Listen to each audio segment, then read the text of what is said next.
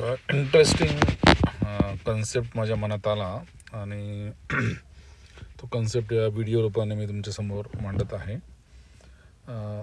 यामध्ये मी काही बीजगणिताचा वापर करून मतदाराला रोज किती किंवा जे पैसे वाढतात निवडणुकीच्या आधी आणि काही मतदार ते पैसे घेतात, तर त्याला प्रतिदिवस किती पैसे मिळतात याचा हिशोब मांडलेला आहे. माझी मांडणी अशी आहे की ह्या महानगरपालिकेच्या निवडणुकीत, आणि मी नाशिक महानगरपालिकेच्या निवडणुकीबाबत बोलत आहे, तर ज्या मतदारांनी निवडणुकीच्या आधी पैसे घेतले त्या मतदारांना त्यांच्या मतांचे मूल्य हे फक्त 2 रुपये एवढेच आहे, हे मी इथे प्रतिपादन करू इच्छितो. हे कसं, याचं कॅल्क्युलेशन मी तुम्हाला समजून सांगणार आहे. याचं गणित काय आहे हे समजून घेणं फार महत्त्वाचे आहे आपल्याला लोकशाही वाचवायची असेल तर. दुसरी बाब हे पण लक्षात घ्यायला हवं की जे आपली मते विकतात ते त्यांची मते किती स्वस्तात विकतात आणि जे त्यांची मते विकत घेतात ते किती फायद्यात राहतात. याचंसुद्धा गणित जर आपल्यासमोर असलं तर कदाचित मतदार पुढच्या निवडणुकीमध्ये पैसे घेणार नाही किंवा पैसे घेऊन मतदान करणार नाही.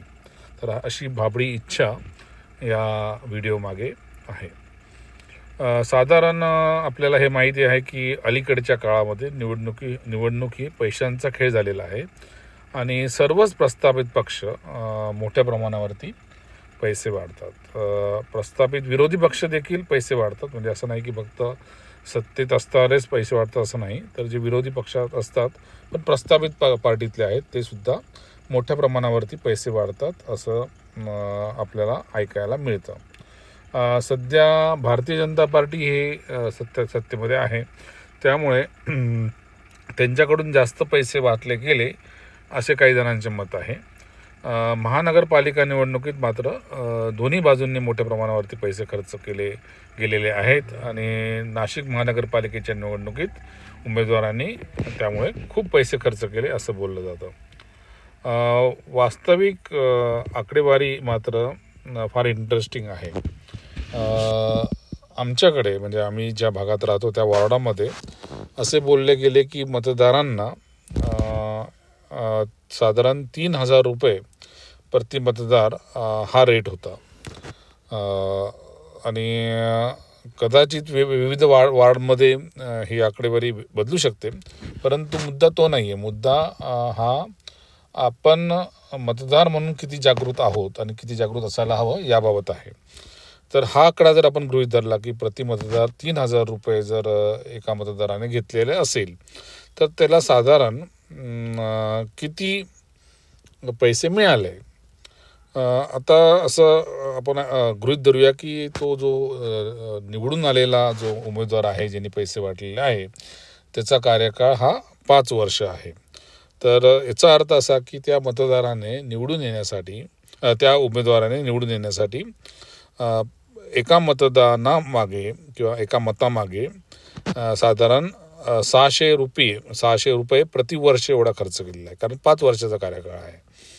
आणि एका दिवसामध्ये साधारण 300 दिवस जरी आपण धरले सोपं गणित करण्यासाठी तर सुमारे 2 रुपये प्रतिदिन इतके पैसे या उमेदवाराने प्रत्येक मतामागे वाटलेले आहे. म्हणजे नगरसेवकाने, जो नगरसेवक मतं विकत घेऊन निवडणूक लढवतो तो मतदाराला फक्त 2 रुपये प्रतिदिवस इतके पैसे देतो. हे एकदम सोपे गणित आहे. म्हणजे दैनिक मोल, जो मतदार पैसे घेऊन मतदान करतो त्याची दैनिक मोल किती, तर त्याची दैनिक मोल फक्त 2 रुपये आहे. आणि हे या ग्राफिक्समध्ये तुम्हाला नीट समजेल. 5 वर्ष कार्यकाळ आणि एकूण मिळालेली रक्कम ही 3,000 रुपये. आता हे 2 रुपये आपण समजा आपले मत विकण्यासाठी जर नगरसेवकांना घेतलेले असतील आणि तो निवडून आलेला नगरसेवक मग आपल्याला काय सेवा देणार, तो आपल्याकडून पैसे वसूल करून घेणार की नाही हे समजून घेणं महत्त्वाचं आहे. नगरसेवक का लोक होऊ इच्छितात हे जर आपण समजून घेतलं तर नगरसेवकांकडे प्रचंड मोठ्या प्रमाणावरती अधिकार असतात. त्यांच्याकडे शिक्षण, घरपट्टी, पाणीपट्टी, आरोग्यसेवा हे इनडायरेक्टली ही सेवा देण्यासाठी फंड्स उपलब्ध होतात. आणि ह्या फंड्स हे फंड्स जो नगरसेवक जर प्रामाणिक नसेल आणि तो असे पैसे देऊन जर निवडणूक जिंकणारा असेल किंवा खूप खर्च करून त्यांनी निवडणूक लढवलेली असेल तर तो त्याची वसुली ही करणारच हे अगदी सरळ आहे. आणि मग तो वसुली कुठल्या पद्धतीने करेल, तो वसुली ही अशा विविध मार्गाने की घरपट्टी वाढवून, पाणीपट्टी वाढवून, शिक्षण महाग करून, आरोग्यसेवा खाजगी करून अशा पद्धतीने तो पैसे मिळवण्याचा प्रयत्न, रस्त्याचे कंत्राटे महाग करून अशा पद्धतीने म्हणजे योग्य भावाने योग्य दराने शिक्षण, घरपट्टी, पाणीपट्टी, आरोग्यसेवा, रस्ते हे न बांधता थोडं अव्वाच्या सव्वा दराने ह्या सेवा उपलब्ध होण्याची शक्यता आहे. आणि हे पैसे कोण घेणार, कोणाकडनं आलेले आहेत, तर हे पैसे अर्थात मतदाराच्या खिशातनं झालेला आहे. म्हणजे एक वेळचे 3,000 रुपये, फक्त 2 रुपये प्रतिमत हा तात्पुरता आर्थिक लाभ जर विचार घेतला तर नगरसेवकाने अनेक पटीने त्याचा फायदा घेतलेला असतो. म्हणूनच हा नगरसेवक आपल्या लोकशाहीमध्ये पैसे वाटवण्याचे काम करतो. हे इतकं साधा गणित किंवा साधा धंदा होऊन बसलेला आहे. जर मतदार पैसे घेऊन मतं विकत घेत असेल, आपलं मत विकत असेल तर. जर पैसे घेतले नसते मतदाराने आणि मतदारांनी असा विचार केला असता की आपण फक्त प्रामाणिकपणे जो निवडणूक लढवणारा सामान्य घरातला उमेदवार आहे अशाच उमेदवाराला मी मतं देईल, तर काय झालं असतं, तर असा उमेदवार जर आपला प्रतिनिधी झाला तर आपल्याला चांगली सेवा, चांगला विकास असे मिळालेले असते. आणि याचा दूरगामी परिणाम हा अर्थातच सर्व शहराला मिळाला असता. परंतु आपल्या मताचे जर खरे मोल आपण विसरलो आणि आपली लोकशाही मूल्य जर आपण विसरलो आणि ज्यासाठी स्वातंत्र्य लढ्यामध्ये अनेकांनी हौतात्म्य पत्करलं, अनेकांनी तुरुंगवास पत्करला, हे मूल्य जर आपण विसरलो तर योग्य निवड न झाल्यामुळे आपले प्रतिनिधी असे पैसेवाले जर निवडून केल्यामुळे आपल्या मताला जो अधिकार होता तो अधिकार हा नाममात्र होऊन जातो, लोकशाही ही नाममात्र होऊन जाते. त्यामुळे आपली सामाजिक जबाबदारी असे आहे की अशा किरकोळ पैशांसाठी, अगदी किरकोळ पैशांसाठी 2 रुपये प्रतिमत यासाठी आपले अमूल्य मत जे आहे ते विकू नये. आता हे सुद्धा लक्षात घ्यायला हवं की हे फक्त गरीब लोकच मतं विकतात ही एक अंधश्रद्धा आहे. अनेक आमचे जे मित्र आहेत जे शिक्षण क्षेत्रात आहेत त्यांना हे माहिती आहे की असे शिक्षक मतदान जेव्हा करतात आणि शिक्षक उमेदवार म्हणून आपले प्रतिनिधी जेव्हा ते निवडून देतात त्यावेळेस सर्रासपणे साड्या, पैठणी वाटणे, पैसे वाटणे असे होते.